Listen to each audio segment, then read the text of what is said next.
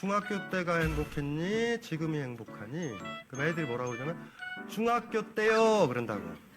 그러면 중학교 때가 행복했니? 초등학교 때가 행복했니? 그럼 애들이 뭐라고 하냐면 초등학교요 그래. 그럼 제가 다시 물어봐.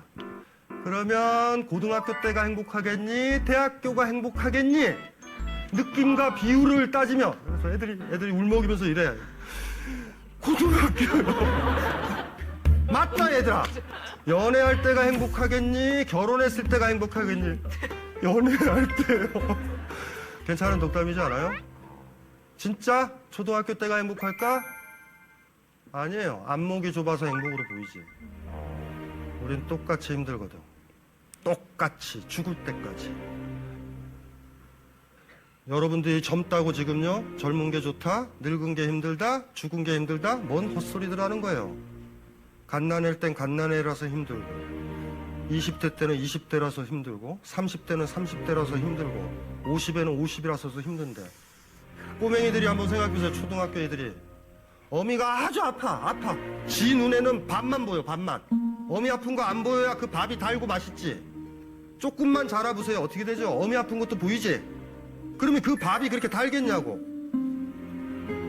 변한 건 하나도 없어요. 여러분 머리만 변해. 살아가는 건 행복하지 않아요. 힘들어요. 먹고 사는 것도 힘들어. 태어나니까 여러분들 얼마나 나쁜 짓을 많이 해요. 지금까지 돼지 몇 마리 잡아먹었어요. 어차피 사는 게 힘든 거예요. 그게 금방 배고프고. 배부른 적이 몇 번이나 했어요. 인생에서. 찰나잖아. 한 공기 먹으니까 배부르고 행복하다고 그래서 두 공기 먹으면 두 배로 행복할까? 세 공기 먹으면 세 배로 행복해요? 밥솥에 먹으면 아주 행복해 터져 죽겠네 그냥. 행복이 몇 번이나 오는데 우리한테 많이 안 와요. 사는 건 힘들다니까. 불행하고. 왜 사랑을 해요 사람들은? 불행한 게 조금 가시니까. 왜 음식 먹는 게 근사해요? 잠깐이라도 배고픔이 사라지니까. 왜 자는 게 좋아요? 피곤한 게 잠깐 가시니까. 머릿속에 이 전제를 가지고 있어야 돼요. 어린 사람들은 이걸 모르는 거예요. 그러니까. 그런데도 왜 우리가 살아야 돼? 내일 이 힘든 거를 가라앉혀줄 무언가를 만날 수 있으니까.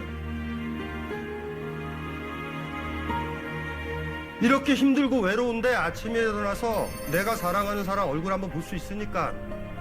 내일 바깥으로 나가면 무지개 하나 볼 수 있으니까. 예, 오늘 그 설교 제목은 삶은 고통인데 살아야 하는 이유는 뭔가라는 그 주제를 가지고 이야기를 하려고 합니다. 사실 세상 살아가면서 이런저런 즐거운 시간이 있죠. 행복한 시간들도 있습니다.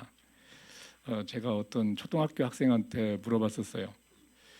너는 어느 시간이 제일 좋니? 그래요. 물어봤어요. 그랬더니 말 같지도 않은 질문을 한다는 듯이 저를 쳐다보더니 쉬는 시간이요 라고 하더라고요. 저는 이제 뭐 수학이 좋니 과학이 좋니 뭐 이걸 물어봤는데 말 같지도 않은 질문을 제가 미안하다고 그랬어요. 제가 즉시 미안하다. 그래. 그렇지. 배우는 시간은 고통스럽죠. 예, 고통스럽습니다. 사실 마음 편하게 살고 싶지만 그렇게 사는 사람은 별로 없습니다. 그 불교에서도 뭐 인생은 그 고통의 바다 고해라고 이렇게 이야기하고 생로병사 태어나서 늙어서 병들어 죽는다라고 이야기합니다. 피할 수 없는 고통을 그렇게 표현을 하고 있어요. 하지만 왜 이렇게 우리가 힘겹게 삶을 살아가야 되는지 그거에 대해서는 답을 주지는 못합니다. 이 고통의 시간이 길어지면 내가 복이 없어서 그런 거다라고 생각을 해요. 복이 없구나. 전생에 무슨 죄가 있었구나. 이런 생각을 하게 되는 거죠. 이 고통의 삶을 사는 것은 하나님을 믿는 사람들도 마찬가지입니다. 하나님을 믿는 사람들은 이 고통 가운데 하나님의 뜻이 있다라고 이야기는 합니다. 그렇지만 그 하나님의 뜻이 뭐냐라고 물어보면 본인도 몰라요. 왜 고통 가운데 있는지 하나님의 뜻이 무엇인지 모릅니다. 하나님이 직접적으로 그 이야기를 해주지 않기 때문에 알 수가 없어요. 교회에서는 메시지를 보면은 고난이 축복이다라는 이야기를 합니다. 하지만 교회에서 보게 되면 그 고난을 달라고 기도하는 사람은 없어요. 축복이라고 이야기하는데 그 고난을 달라고 기도하지는 않습니다. 저도 기도하지 않아요. 기도하는 내용을 보면은 세상 사람이 원하는 것과 다르질 않아요. 좀 다른 사람한테 도움받지 않고 아프지 않고 힘들지 않게 그냥 살게 해달라고 기도하는 게 저희의 기도의 대부분이라는 거죠. 이 살면서 경험하게 되는 이제 고통, 그 뭐 여러 가지 이유가 있을 수가 있는데 그냥 몇 가지로 한번 보도록 하겠습니다. 살면서 겪는 고통, 뭐 세 가지. 자신이 죄 짓고 벌 받는 게 있죠. 죄 짓고 벌 받는 거. 그리고 다른 사람의 죄로 인해서 고통받습니다. 가족 중에 한 명이 예를 들어서 잘못된 아빠가 있으면 그 아빠로 인해서 온 가족이 고통을 받아요. 그리고 직장에 가면은 못된 상사가 하나 있으면 그 밑에 있는 부하 직원들 다 고통받습니다. 그리고 뭐 학교 선생은 초등학교 선생 같은 경우에는 학부형 중에 한 명이 못된 학부형이 있으면 1년 내내 괴롭힘을 당해요. 관계없는 사람에 의해서도 또 고통을 받습니다. 알 수 없는 사람에 의해서도 또 고통을 받아요. 알 수 없는 이유로 받는 고통들, 이것들도 오는데 그거는 그 이유를 모르니까 억울하고 하소연할 때도 없어요. 억울한데 하소연할 때가 없습니다. 그냥 당하면서 살아야 하는 것이죠. 그 오늘은 그 알 수 없는 고난을 이제 당하는 그 당대 의인이라는 사람, 그 욥이라는 사람의 이야기를 통해서 한번 이야기를 하려고 합니다. 그 욥을 통해서 이 고난의 삶을 우리가 살아가는 이유가 뭘까라는 생각을 한번 해보는 거죠. 욥기는 이제 구약에 나옵니다. 쓰여진 시간이 언제인지 정확히 몰라요. 한 지금으로부터 3,000년 전, 4,000년 전 뭐 이렇게 된다라고 보는데 저자가 누구인지도 모릅니다. 성경도 보면은 우리가 뭐 성경하면 절대시하는데 저자가 누군지 이렇게 몇 개 들어가 보면은 이 사람이 진짜 저자일까라고 하는 것들이 너무 많아요. 그 쓰여진 시기도 확실치도 않고 그런데 그냥 이 바이블 하면은 우리는 절대적이다라고 믿는데 그 근거를 보게 되면은 혼란스러움들이 있다는 거죠. 단지 우리 앞에 그것이 주어졌다라는 거, 이것을 어떻게 받아들일지에 대한 숙제는 우리한테 이제 주어져 있는 거죠. 그 구약의 아주 초창기에 창세기에 나오는 아브라함과 같은 그 족장 시대에 쓰여진 것이 아닌가라고 보기도 하고, 뭐 솔로몬 시대에 쓰여진 거 아닌가라고 보기도 해요. 그 욥기는 그 세계 문학 작품 중에 하나라고, 걸작 중에 하나라고 이렇게 이야기하는 사람들도 있어요. 이 저자는 누군지는 모르지만 그 인간의 고통의 문제에 대해서 깊은 이해를 하고 있고 철학이 있어요. 그래서 철학이 있고 종교성이 있습니다. 구약 성경 중에는 상당히 긴 것이 욥기예요. 이 관전 포인트가 있습니다. 여기에 관전 포인트가 뭐가 되냐면은 이제 사탄이 이제 존재하는데 이제 사탄과 이제 하나님이 이제 이야기를 하는 장면에서부터 시작해요. 이 사탄은 하나님의 또 컨트롤을 받아요. 어디를 다니는지 하나님께 말하지 않고 막 또 다니기도 해요. 근데 어떨 때는 또 하나님의 컨트롤도 받기도 합니다. 알기 좀 어려운 부분들이 좀 있어요. 사탄은 이제 타락한 천사인데 우리와 마찬가지로 자유의지를 갖고 있습니다. 영적인 존재인데 자유의지를 가지고 있다는 거죠. 그리고 이제 타락했다라고 이야기하는 거죠. 그리고 이 사탄은 당연히 영적 존재이기 때문에 시간 속에서 만들어진 존재가 아니에요. 시간을 만들기 전에 존재한 거예요. 이 시간을 만들기 전이라는 게 참 모호해요. 왜냐하면 그러면 전과 후가 없어져요. 시간이라는 것 개념 속에서 우리는 모든 걸 이해하기 때문에 이 하나님을 이해하기가 어렵습니다. 이 밀턴의 신라권에 보게 되면 이제 루시퍼라는 이름으로 나오는데 뭐 본명은 확인할 수는 없고 여튼 소설 속에 그렇게 나옵니다. 욥은 이 하나님이 사탄과 내기를 하면서 엄청난 고난을 받게 됩니다. 하나님과 사탄의 내기로 이 알 수 없는 고난을 당하게 되는 거죠. 여기에 이제 등장 인물이 여럿이 나오게 되는데 하나님이 있고 사탄이 있어요. 그리고 욥이 나오고 욥의 세 친구가 있습니다. 엘리바스, 발닷, 소발이라는 사람이 있고 그리고 이제 나이어린, 엘리후라는 사람도 좀 나옵니다. 그리고 이 지역은 이제 요르단 지역인데 에돔이라고 하는데 이곳이 이제 요르단 지역입니다. 그 요르단의 그 우스라는 곳, 그곳에서 있었던 이야기예요. 욥은 이제 동방에서 으뜸가는 부자였습니다. 아들이 7이었고 딸이 3이었어요. 잔치가 끝나면 혹시 잔치 가운데라도 뭐 죄를 지었을까봐 자녀 수대로 하나님께 번제를 드립니다. 아주 강한 종교성이 있어요.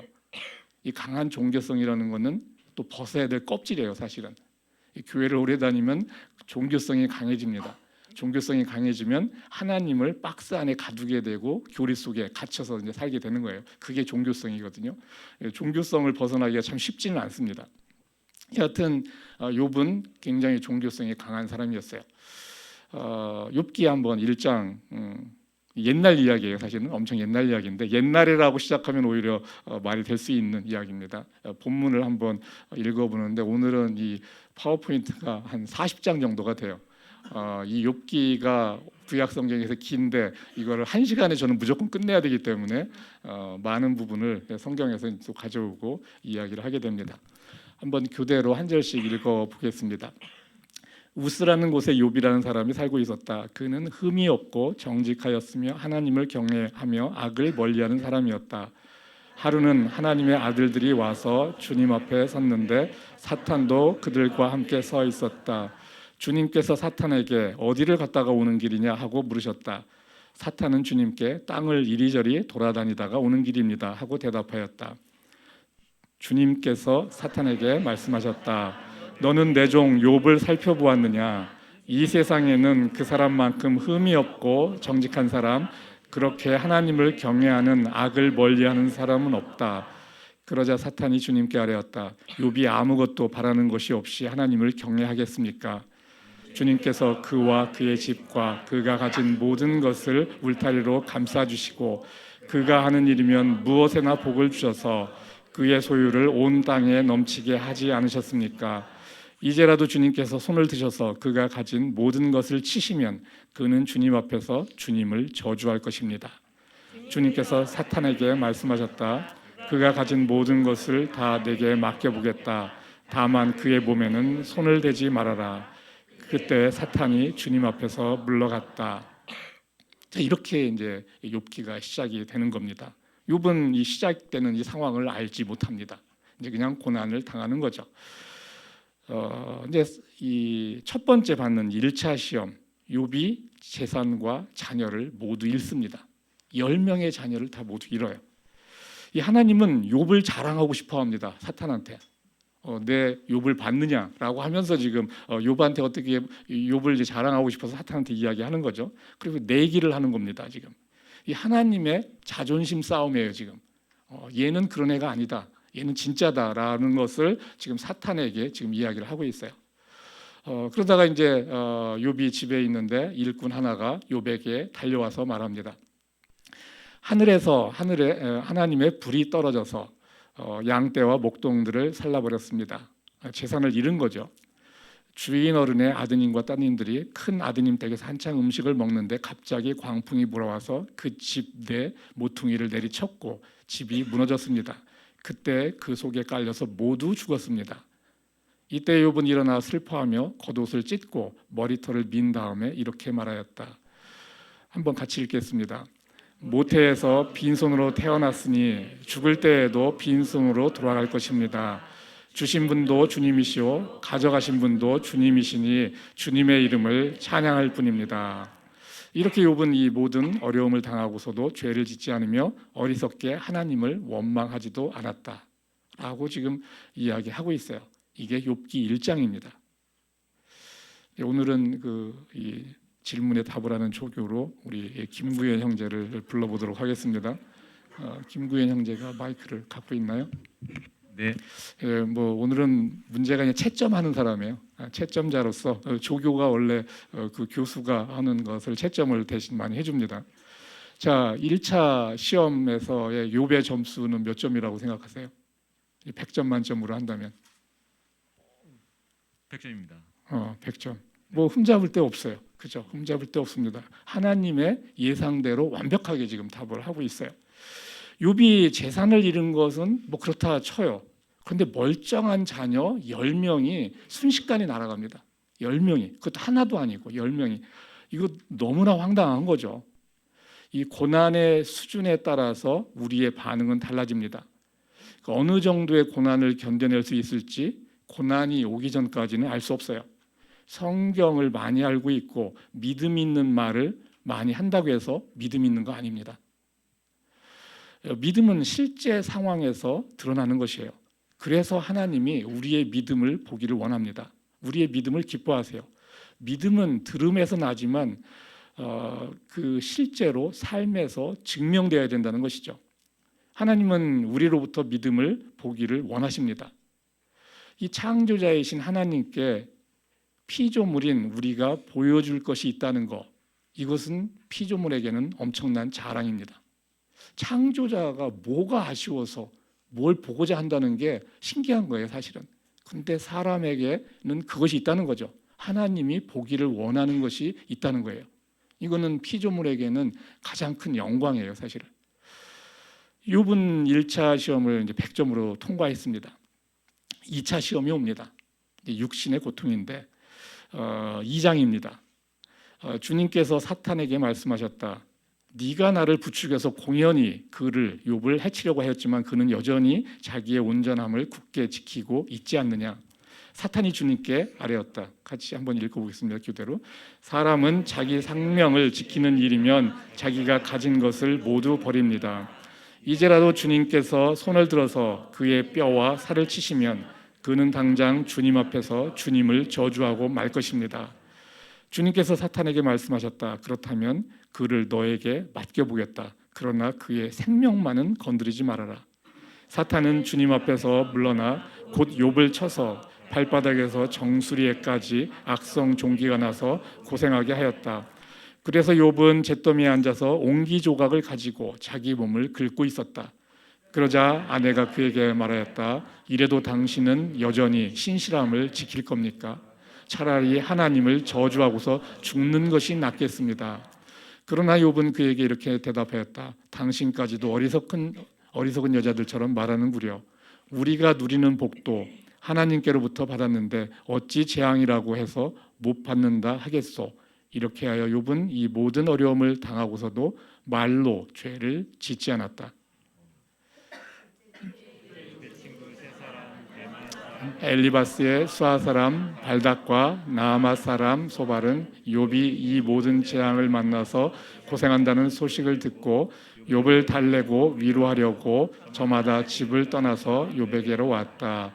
그들이 슬픔을 못 이겨 소리내어 울면서 겉옷을 찢고 또 공중에 티끌을 날려서 머리에 뒤집어 썼다.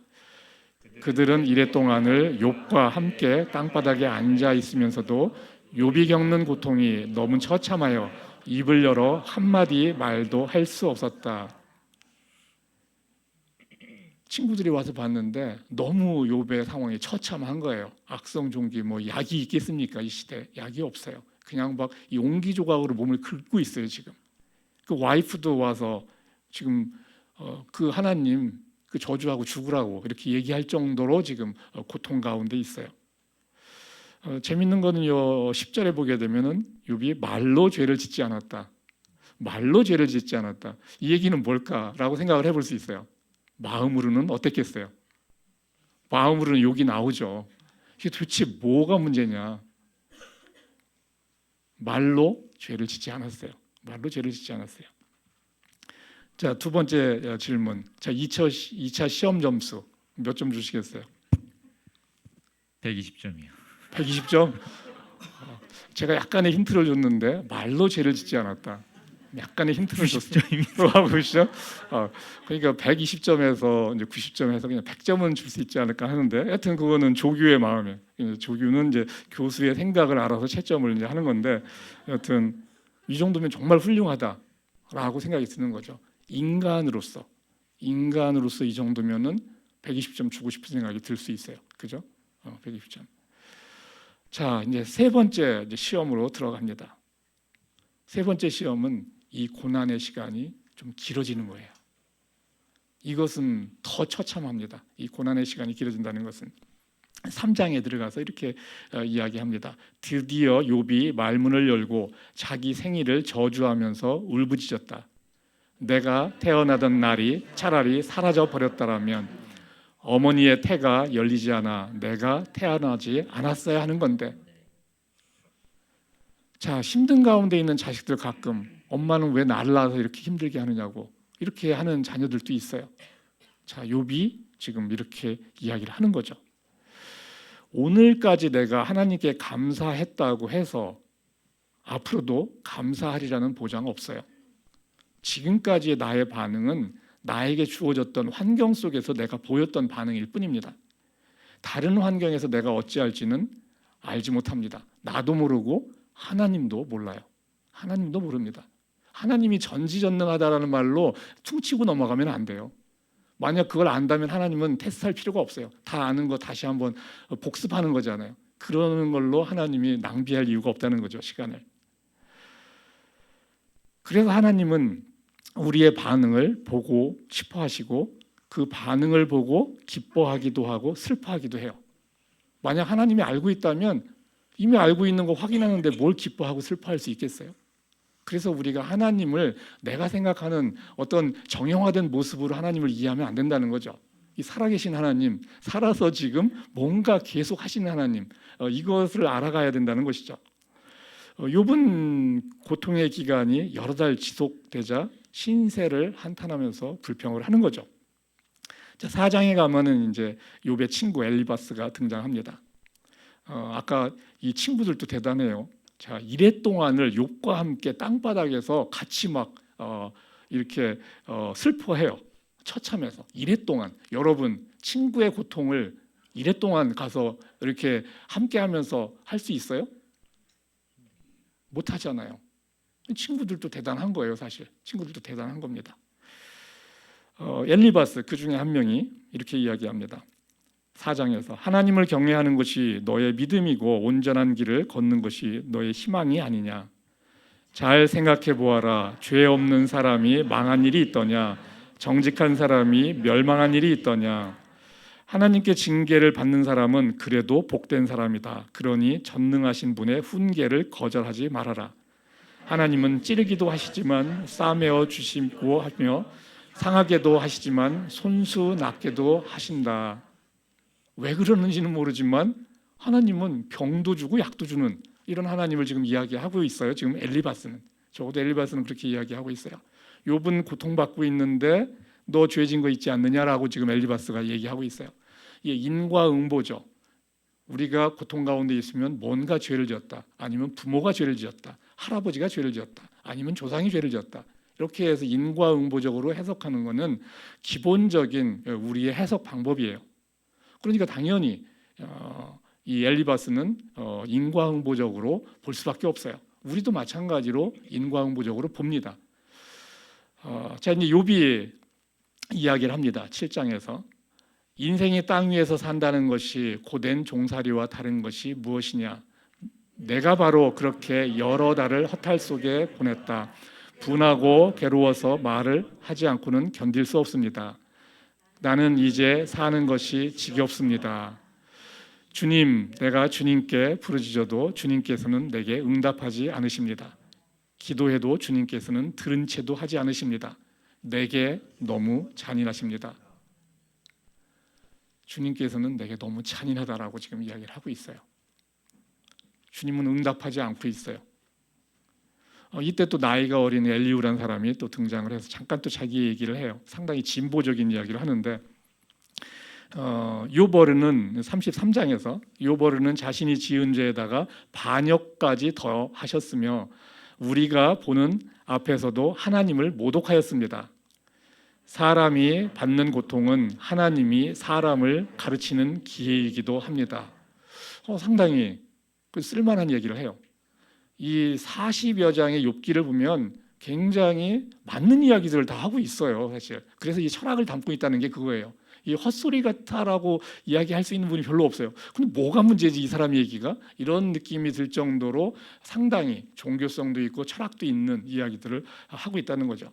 이 엘리후가 가장 마음에 드는 표현을 해요. 사람이 받는 고통은 하나님이 사람을 가르치는 기회이기도 합니다. 근데 아쉬움은 죄에다가 반역을 더했다. 너는 죄를 지은 게 있다. 잘 생각해보라라는 얘기를 지금 계속 하고 있어요.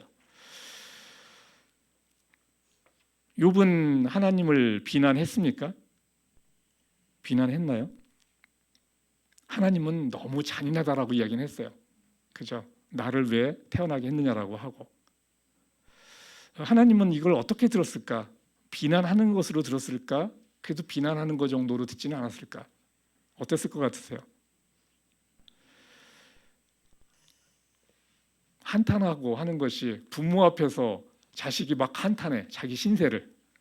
그러면 그 부모에 대한 비난이에요, 아니에요? 그거는 부모에 대한 비난이 될 수 있어요. 노골적인 비난은 아니지만 간접적인 비난이 되는 거죠. 자, 세 번째, 3차 시험 점수 한번 내봅시다. 3차 시험 점수는 몇 점인 것 같아요? 30점. 30점? 진짜 박하네. 30점, 그 예상하지 못한 점수인데. 저는 인간임을 욥이 인간이기 때문에 저는 한 80점은 주고 싶은 생각은 있어요. 80점을 주고 싶은데 어쨌든 조교는 또 조교 생각이 있기 때문에 줄 수 있어요. 하나님께 원망을 하는 거죠. 사실은 자신이 태어난 날을 저주를 하거든요. 생일을 저주하거든요. 하나님을 원망하는 겁니다. 자, 이제 하나님이 등장을 하십니다. 38장 확 뛰어넘었어요. 지금 그때 이 38장까지는 계속 왔다 갔다 하는 이야기를 해요. 읽으면 읽을수록 헷갈립니다. 이게 도대체 뭔 얘기를 하는 거냐, 같은 얘기를 왜 계속 반복하냐라고 하는데, 뭐 친구들이 또 애정을 가지고 얕은 얘기하는데 핀트는 또 안 맞죠. 38장에서 이렇게 한번 교대를 읽겠습니다. 주님께서 욥에게 폭풍이 몰아치는 가운데서 대답하였다. 네가 누구이기에 무지하고 헛된 말로 내 지혜를 의심하느냐? 내가 땅에 기초를 놓을 때 네가 거기에 있기라도 하였느냐? 무엇이 땅을 버티는 기둥을 잡고 있느냐? 욥아, 네가 나를 꾸짖을 셈이냐? 네가 나를 비난하니 어디 나에게 대답해 보라. 라고 이야기합니다. 참 할 말이 없죠. 할 말이 없어요. 근데 욥은 억울해요, 너무. 그죠? 욥은 너무 억울합니다. 자, 결론으로 이제 한번 가보도록 하겠습니다. 욥기 42장, 이게 마지막이에요. 마지막 장. 교대를 읽겠습니다. 욥이 하는 이야기예요. 제가 하나님을 잘 알지도 못하면서 함부로 말을 하였습니다. 주님이 어떤 분이시라는 것을 지금까지는 제가 귀로만 들었습니다. 그러나 이제는 제가 제 눈으로 주님을 뵙습니다. 주님을 보지만 욥은 자신이 왜 고통당했는지 아나요? 몰라요. 제가 핵심적인 문항들은 다 가져왔어요. 지금 다 지금 엄청나게 지금 제가 넘어왔지만 핵심적인 문구들은 가져왔어요. 하나님이 말해주시지 않으니 사탄과 하나님 사이에 뭔 얘기가 있었는지 욥은 모릅니다. 그리고 이제 42장에서 계속 또 이어지는 게 욥의 재산을 회복시켜 주셨는데 욥이 이전에 가졌던 모든 것보다 배나 더 돌려 주었다. 아들 7과 딸 3을 낳았다. 10명의 자식이 사라졌고 10명의 자식이 똑같이 주어져요. 신기해요, 이것도. 그런데 재산은 2배로 불려줘요. 그런데 아이들은 2배로 안 불려줘요. 2배로 안 불려주고 있었던 만큼만 줍니다. 이 이야기는 뭐냐? 2배로 불려줘야 되는데 죽은 애들이 어디 갔을 수도 있잖아요. 하나님께 가 있으면 괜찮은 거잖아요. 그러면 2배로 불려준 거죠. 다 불려주는데 자식은 2배로 안 줬어요. 그거는 그 자식들이 죽었지만, 육신적으로 죽었지만 살아있다는 것을 암시하는 것이기도 한 거죠. 그리고 신기한 거는 더 아리따운 딸들을 주었대요. 자, 아들에 대해서는 얘기 없어요. 근데 아들에 대해서는 없는데 딸은 더 이쁘다고 그렇게 얘기를 합니다. 자, 10명의 자녀는 사탄과 하나님의 내기 가운데 죽었습니다. 이런 하나님을 우리가 기뻐할 수 있냐 이거죠. 이런 하나님을 우리가 기뻐할 수 있느냐. 하나님이 우리 마음에 들든 안 들든 하나님은 하나님이세요.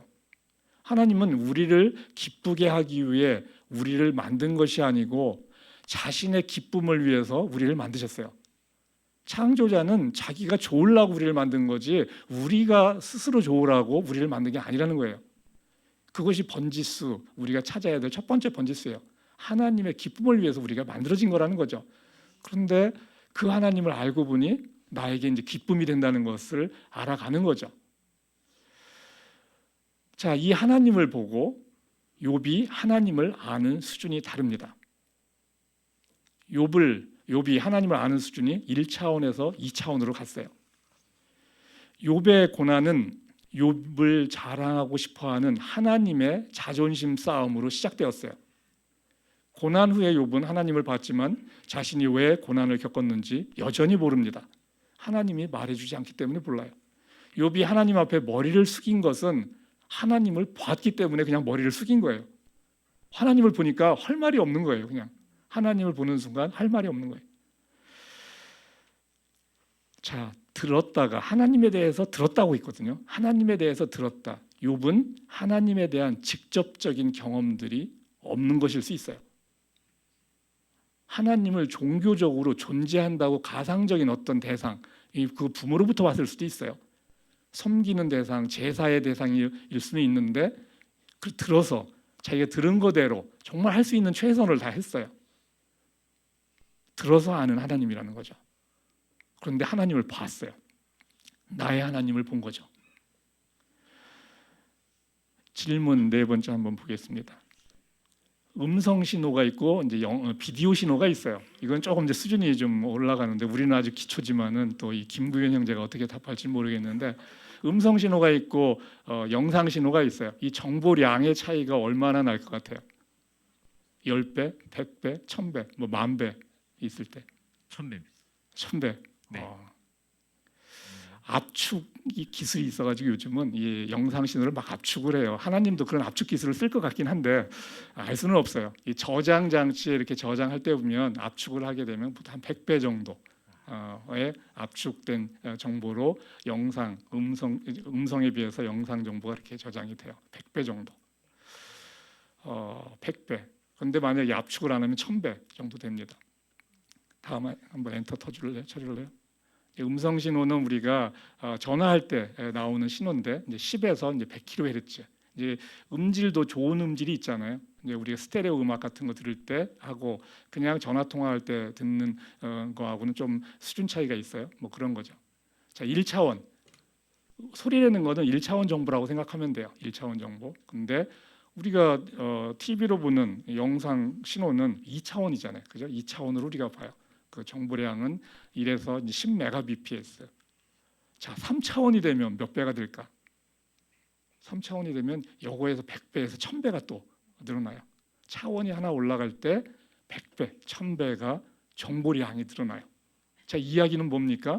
욥이 하나님을 아는 정보량이 확 점프를 한 거예요. 확 점프를 해서 100배 수준이 점프가 된 거죠. 우리가 하나님을 3차원으로 이제 인식을 하게 되면은 홀로그램으로 하나님을 보는 그런 것을 생각하면 돼요. 홀로그램으로 본다. 이 하나님을 경험하는 리그가 달라진 거죠. 1차원적인 단편적인 하나님을 알고 있다가 2차원으로 이제 욥은 하나님을 알게 된 거죠. 리그의 레벨이 올라간 겁니다. 리그의 레벨이 올라갔어요. 1차원에서 2차원으로. 하나님은 몇 차원까지 올라가느냐 알 수 없어요. 이 우주 물리학자들은 현재 우리가 보는 이 우주를 11차원이라고 얘기하는데 참 기가 막힌 거예요. 그냥 펜 떼 가지고 그냥 계산하면서 11차원을 어떻게 저걸 11차원을 이야기하는지. 우리는 시공간 4차원에 산다고 했어요. 우리는 5차원도 이미지네이션을 할 수가 없어요. 그냥 그림에다가도 정확하게 표현할 수가 없어요. 우리가 생각하는 건 다 공간 3차원밖에 안 되는 거죠. 여하튼 욥은 하나님에 대해서 들어서 종교 생활을 했었는데 이제는 하나님을 보고 살아있는 하나님을 믿어가는 그 믿음의 세계로 들어가는 거죠. 고난을 통해서 하나님을 아는 수준이 1차원에서 2차원으로 들어간 거죠. 자, 하나님을 만나면 하나님을 알 수 있을까? 김구현 형제, 하나님을 만나면 하나님 알 수 있어요? 아주 조금 네, 알 수 있을 것 같습니다. 만나지 못했을 때보다는 어때요? 만나지 못했을 때보다 만났을 때와 차이. 엄청난 차이가 있죠. 그냥 차이가 있어요. 그죠? 그게 뭔지 모르지만 어떤 차이가 있어요. 제가 하나교회를 지금 26년째 다니고 있어요. 여러분이 저를 얼마나 안다고 생각하세요? 집에서 소은이가 저를 아는 것과 제 집사람이 저를 아는 것과는 완전히 게임이 다르죠. 그리고 여러분 가운데 저하고 밥을 한 끼라도 같이 개인적으로 먹은 사람과 안 먹은 사람은 또 엄청난 차이가 있어요. 저를 보지만 여러분은 저를 모르는 거예요, 사실은. 그죠? 물론 전혀 모르는 건 아니죠. 그나마 여러분은 봤기 때문에 뭐 제 음성만 들은 사람보다는 훨씬 더 많이 아는 거죠. 하나님을 여러분이 만난다고 해서 하나님을 아는 거 아니라는 거죠. 하나님은 계속 알아가야 되는 대상이라는 거예요. 그렇지만 만나면 보면 안 본 거하고는 엄청난 차이가 있는 거예요. 레벨이 달라지는 거죠. 자, 사람이 사람을 아는 것도 이렇게 힘든데 당연히 하나님을 아는 거는 엄청난 노력이 또한 시간이 이제 필요한 거죠. 하나님은 진리입니다. 절대적이고 무한하고 영원한 것이라고 이야기했어요. 그 진리인데 그 진리는 알아가는 것이지 우리가 알 수 있는 것은 아니라는 거예요. 아는데 영원한 시간이 걸립니다. 그래서 우리가 영생을 해야 된다라고 얘기했죠. 제가 우리가 영생해야 되는 이유, 하나님을 아는데 영원한 시간이 필요하니까 영생을 해야 된다고 했어요. 우리가 영원히 살아야 되는 이유입니다. 자, 인과응보가 아닌 이 세상, 인과응보일 때도 있지만 아닐 때도 많이 있다는 거죠. 이 세상에서 그러면 열심히 살아야 되는 이유가 뭐가 될까? 최선을 살아야 되는 이유. 욥기에서 보여지는 이 하나님은 인과응보의 하나님은 아니죠. 죄 짓고 벌 받는 것이 아니기 때문에 하나님과 사탄이 내기를 해서 이제 겪은 고난이죠. 우리의 인생이 뿌린 대로 거두는 인생이 아닐 수 있다는 것을 이 욥기가 보여주고 있는 거예요. 그럼 왜 우리가 열심히 살아야 되느냐 이거죠. 내가 열심히 한다고 해서 꼭 좋은 결과가 주어지는 것도 아니고 보장되는 것도 아닌데, 그리고 세상에는 열심히 사는 사람이 또 많이 있어요. 열심히 사는 사람 중에 경쟁에서 이긴 소수만이 원하는 것을 얻죠. 최선을 다해도 최선의 결과가 주어지는 것은 아니에요.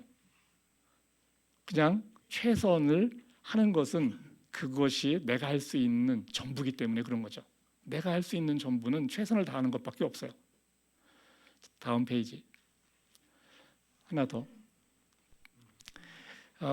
우리가 인생 가운데 겪게 되는 결과, 이건 이제 Y, 아웃풋인데 아웃풋을 이야기하고, 이것은 함수로 표시해 보면은 이제 우리 인풋이 있는 거죠. 내가 하는 인풋이 있고 하나님의 인풋이 있고 또 사탄이 하는 인풋도 있고 주변에 있는 온갖 사람들의 또 인풋이 또 있어요. 이거 다 생각하면 너무 골치가 아파요. 이 중에 이제 주된 거는 일단 나하고 하나님 뭐 이런 정도로 변수를 좁혀보는 거죠.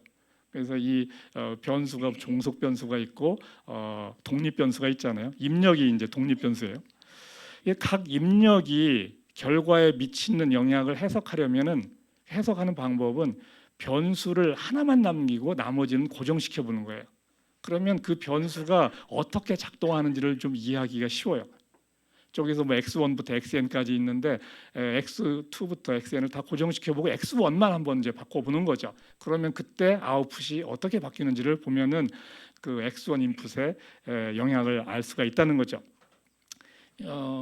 가장 큰 변수는 나하고 하나님이라고 일단은 생각해 봅시다. 나로 인한 변수를 없애면 하나님에 의한 영향을 알기가 좀 더 쉬워져요. 하나님이 어떻게 했는지 알기가 쉬워진다는 거죠. 내가 최선을 다하면 나로 인한 변수는 없어요. 내가 더 할 수 있는 것이 없기 때문에. 그러면 하나님이 어떻게 하는지를 볼 수가 있다는 거죠. 내가 최선을 다하지 않고 결과가 나쁘면 하나님이 뭘 했는지 알 수가 없어요. 내가 잘 안 해서 이게 안 된 건지, 하나님이 이것을 허락하지 않아서 안 된 건지 알기가 어렵다는 거죠. 내가 최선을 다해도 얻어지지 않으면 하나님이 허락하지 않은 거예요. 나의 최선은 내가 할 수 있으니까 하는 것이죠. 사람은 사람의 일을 하고 하나님은 하나님의 일을 합니다. 이 땅에서 나의 열심과 하나님의 열심이 더불어서 스토리를 만들어가는 거죠. 나의 열심은 어느 누구도 대신할 수가 없어요. 최선을 다하면 후회가 없습니다. 하나님은 나의 최선을 보기를 원해요. 나의 최선은 성실함의 표시인 거죠. 최선을 다하면 하나님을 아는 데 도움이 됩니다. 그리고 하나님은 나의 성실함을 보기를 원하시는 것이고요.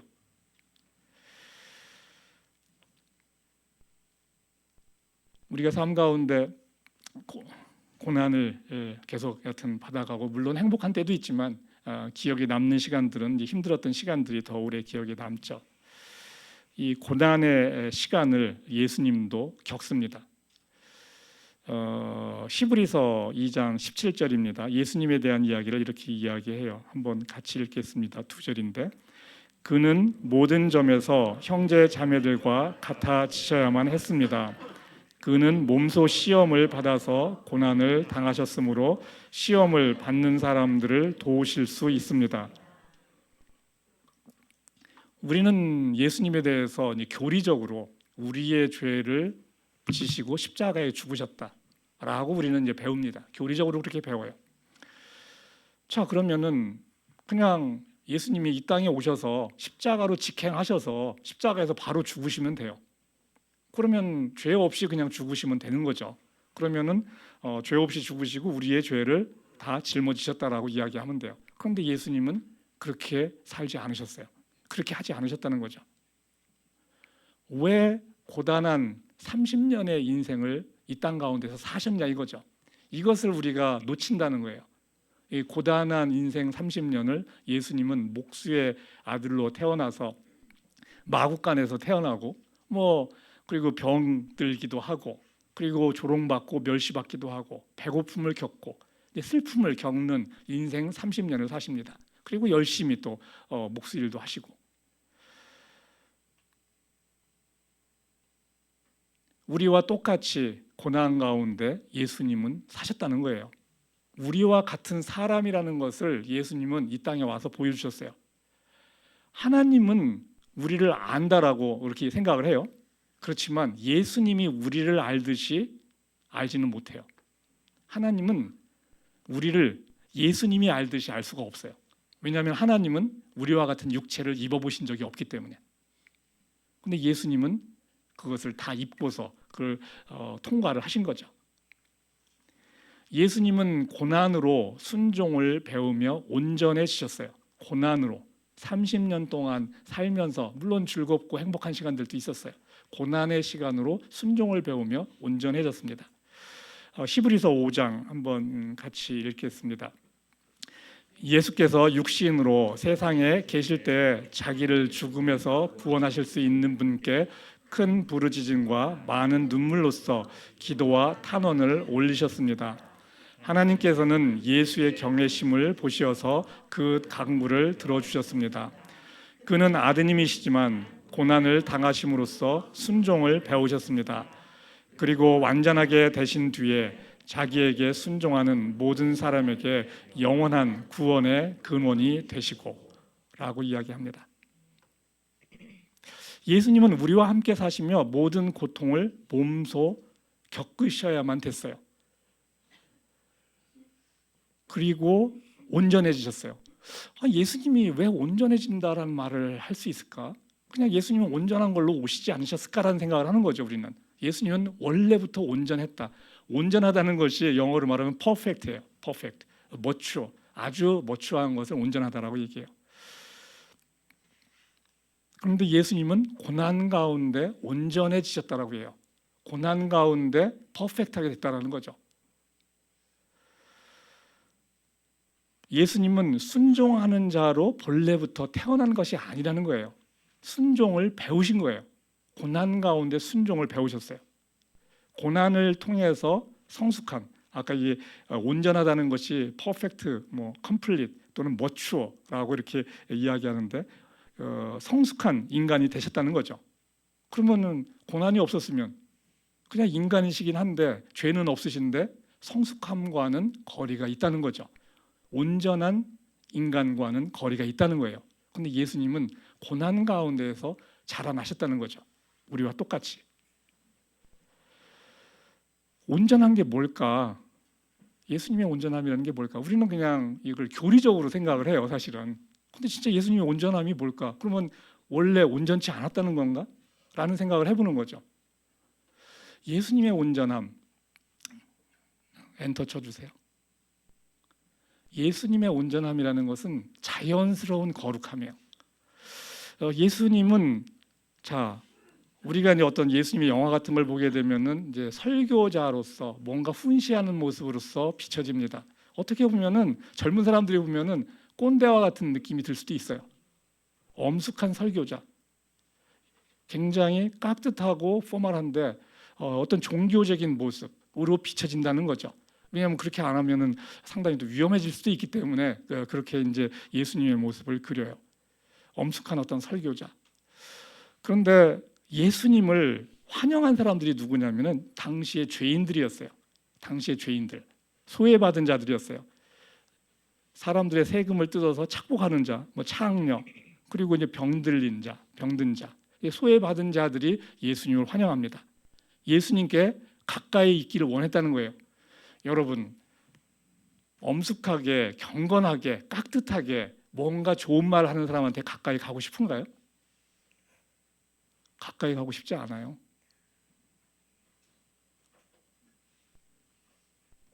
자연스러운 거룩함이라는 거는 그냥 자연스러워야 돼요. 자연스러워야 돼요. 그냥 아주 인위적으로 막 엄숙한 이런 소리 내서 엄숙해지는 것도 아니라는 거죠. 이게 다가가고 싶은 거룩함이라고 제가 표현을 해보는 거예요. 다가가고 싶은 거룩함, 같이 밥 먹고 싶은 사람이라는 거죠. 여러분 삼성의 이재용 회장하고 같이 밥 먹고 싶으세요? 뭐 그러면 대통령하고 밥 먹고 싶으세요? 아니라는 거죠. 평범한데 성숙한 사람이 같이 밥 먹고 싶은 사람이에요. 사실은 평범한데 어떤 뛰어남이 아니에요. 평범한데 성숙한 사람.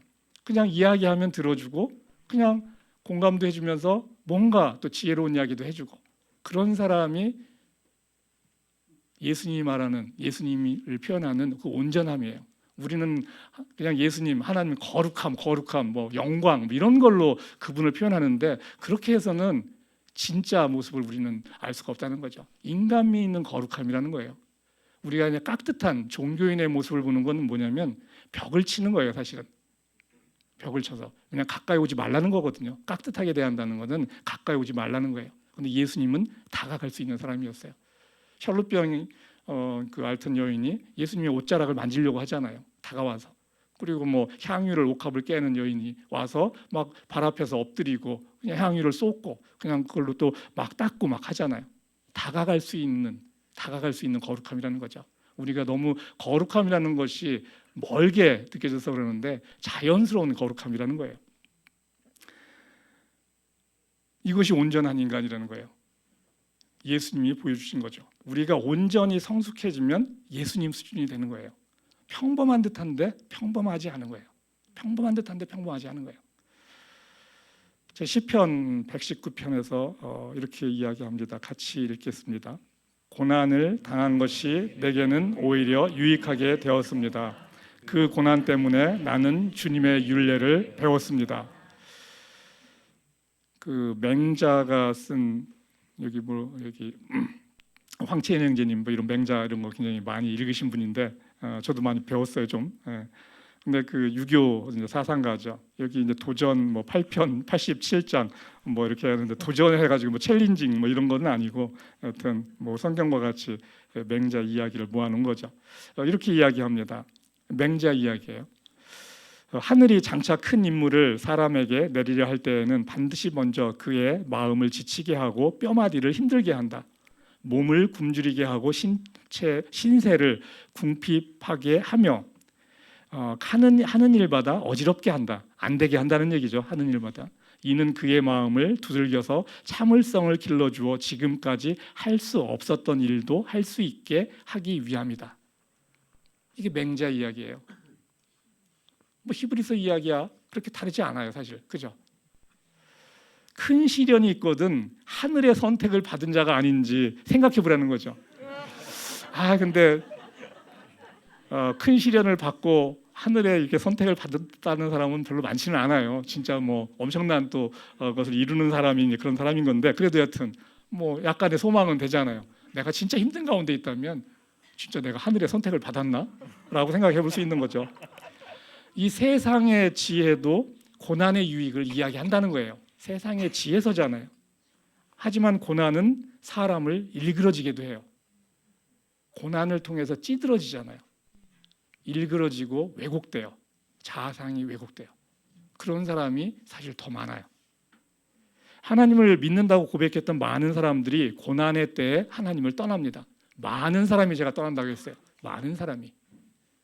그래서 끝까지 완주하는 사람이 많지 않아요. 고난을 끝까지 견디며내는 것이 그래서 귀하다는 거죠.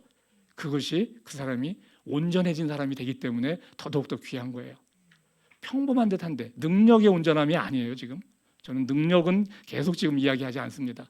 평범한 사람인데 온전한 사람, 성숙한 사람을 지금 이야기하는 거죠.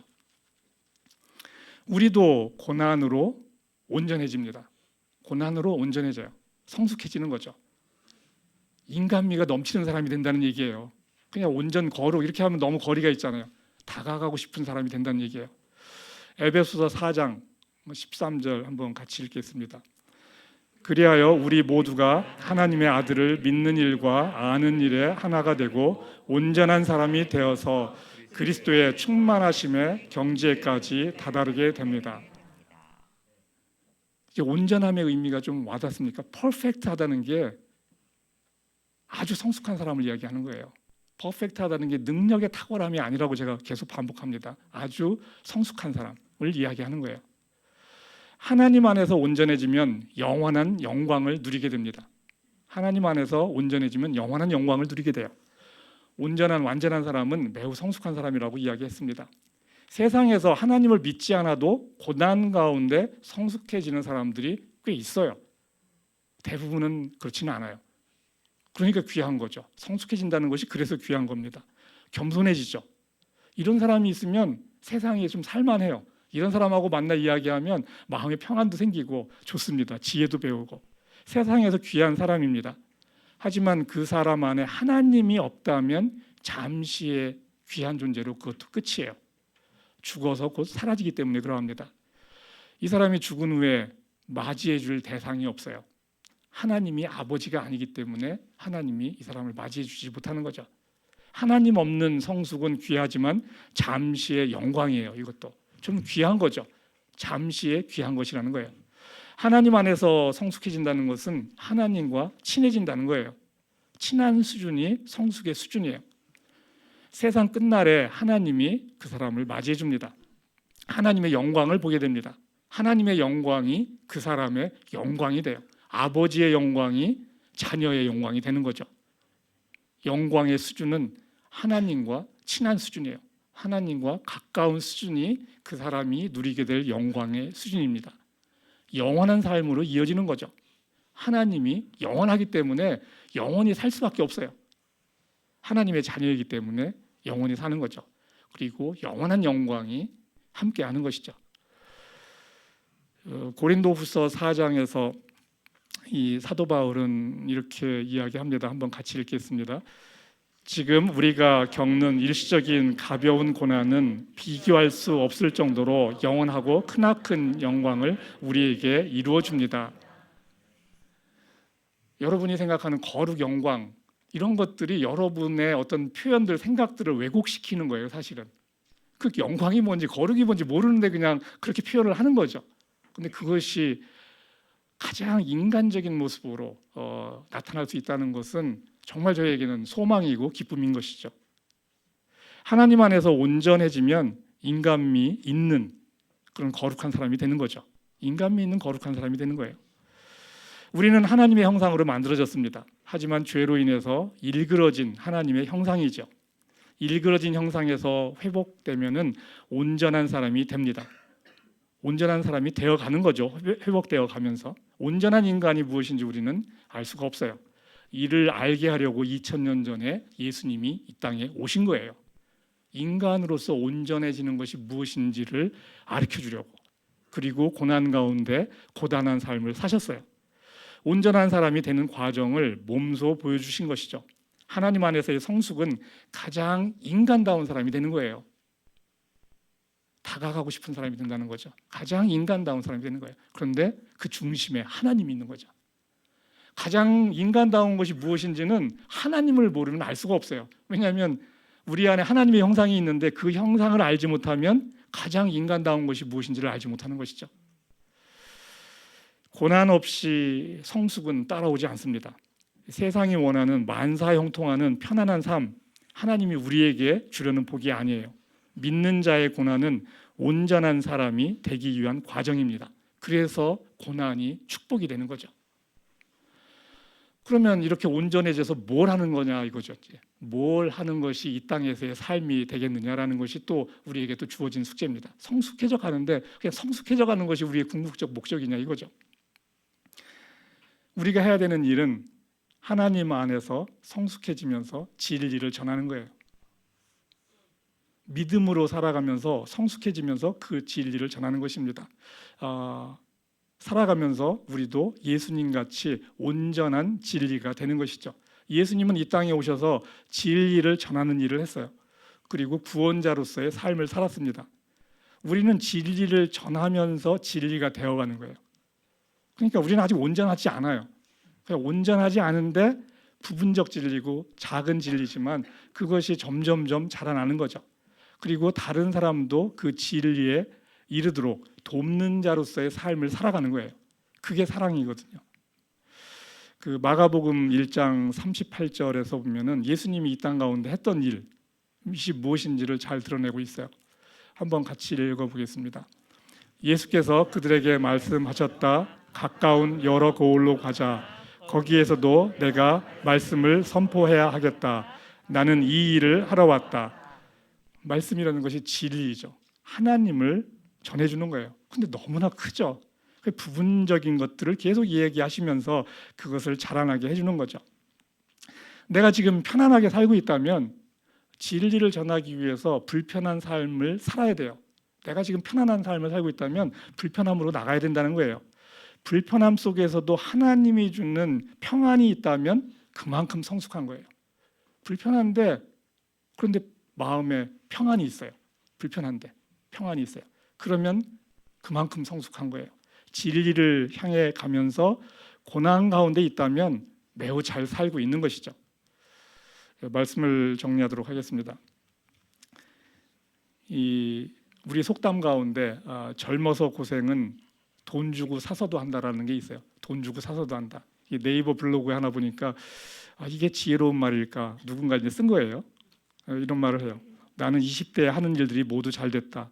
원하는 직장에 들어가고 프리랜서로 잘 나가고 사업도 잘 됐다. 그리고 나는 너무나 안일한 삶을 살았다. 지금은 하는 일마다 안 되고 빚만 쌓였다. 나는 20대에 얻은 것을 지키지 못했다. 30대에 성공했으면 지킬 수 있었을 텐데 라고 이야기를 해요. 내가 30대에 성공했으면 지킬 수 있었을 텐데. 세상에서도 지혜 있는 사람은 고난의 유익을 압니다. 고난을 겪고 귀한 것을 얻으면 귀한 것을 지킬 수 있어요. 진리이신 하나님을 아는 것은 최고로 귀한 것이죠. 진리니까. 우리가 겪는 고난은 하나님의 자녀인지를 드러나게 합니다.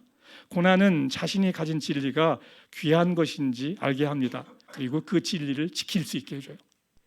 고난은 하나님을 차원이 다르게 알게 합니다. 1차원에서 2차원으로. 하나님을 더 알 수 있는 기회가 고난을 통해서 온다는 거죠. 그래서 고난이 축복입니다. 하나님을 귀로 들어서 아는 거 1차원이죠. 눈으로 봐서 아는 거 2차원으로 욥은 올라갔습니다. 율법의 형식으로 만든 죽어있는 하나님이 아닌 살아있는 하나님을 경험하면서 알아가는 스테이지로 욥이 들어간 거죠.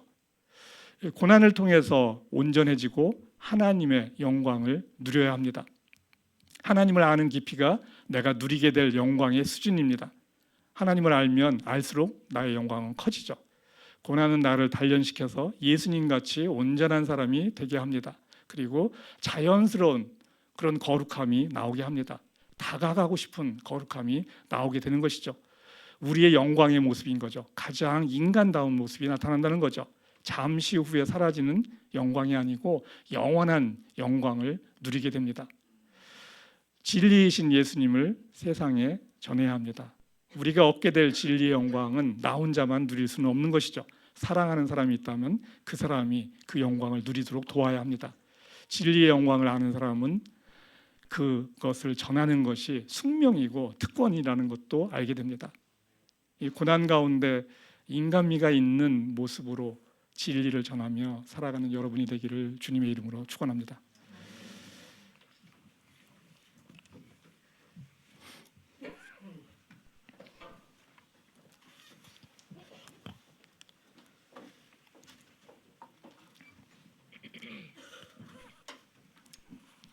오늘 살아가면서 겪게 되는 고통, 고난, 그 가운데서 우리가 왜 살아가야 되는 건지라는 삶의 의미에 대해서 이야기를 했습니다. 우리는 이 세상 가운데 어떻게 보면 그냥 어찌하다 보니 이렇게 나와서 살아가고 있어요. 행복한 순간들도 있지만 많은 시간은 고단한 시간들입니다. 그 고단한 시간을 통해서 우리는 자라나야 된다는 것을 하나님은 이야기하시는 것이죠. 자라난다. 온전한 성숙함, 다가가고 싶은 거룩함, 인간미 있는 거룩함, 그렇게 자라나는 시간이 되는 것입니다.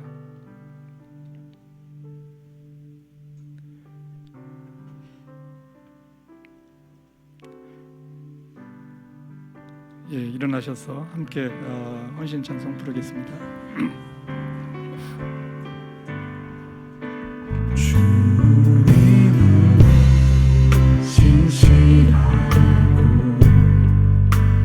항상 거기 계시네.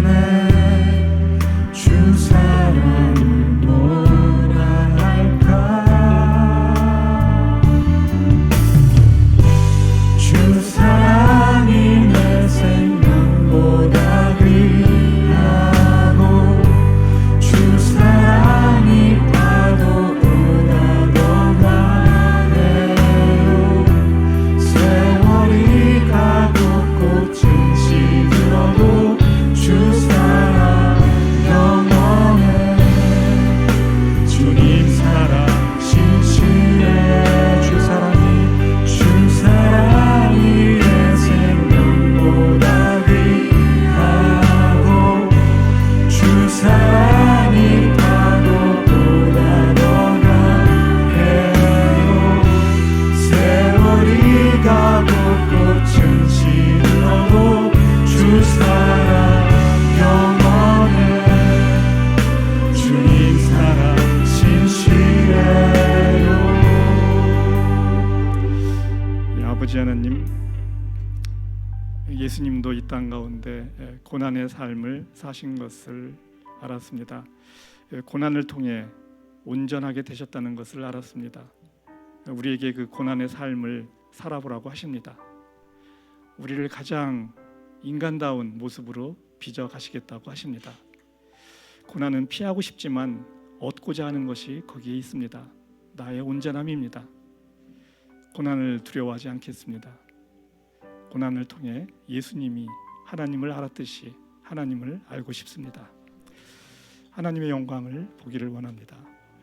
아직은 온전히 알 수 없는 그 영광으로 나를 이끌어 주시니 감사합니다.